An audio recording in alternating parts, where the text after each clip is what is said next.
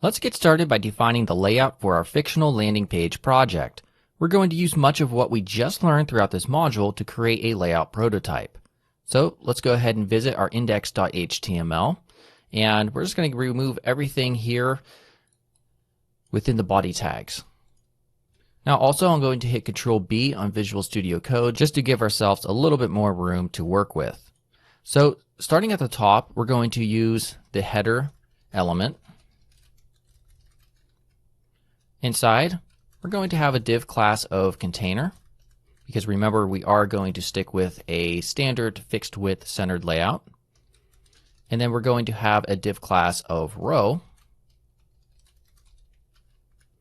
And this is going to serve as a logo and a menu. So we're going to have div class of one column because the logo is really small. It's just going to be type-based. So for now, I'm just going to put in logo. I'm not going to add until we get to the topography section. Div class here, well, we have 1 and we need to get to 12. So we'll use 11 columns plural. And also I'm going to reference this later on in CSS. So to do that, I'm just going to add another class called UC. Inside of here, once again, we're not going to add the menu yet, so I'm just going to put in menu. So that will be it for our header. And coming down here, we're going to have like a main content portion where we have a heading and subheading, as well as a interesting image. Div class, we're going to add a container again. And for this particular container later on, we're going to add more padding to separate it from the header and the content beneath it. So we'll put in padding, div class of row, because we're going to have columns here,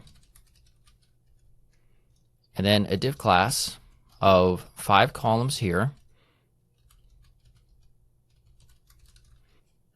and right here in the future we will have an H1, but for now I'm just going to reference heading, subheading.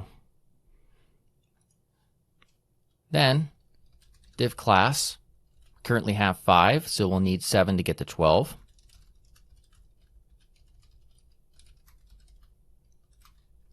And inside of here, we're going to have in the future an image of a plate. Continuing on beneath that, we're going to have a div ID of purple container. This entire section will have this purple container with a background image in it. I'm going to put in a div class of cut, and this is something that we're going to reference later on, which will create sort of a diagonal representation of this div.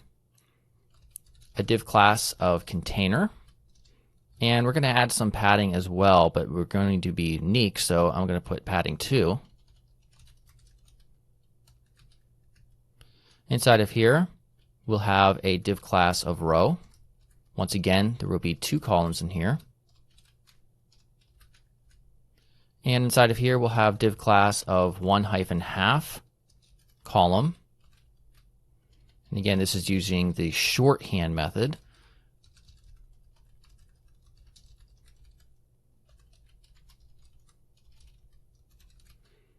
Up here, this time we'll have an image in the first column.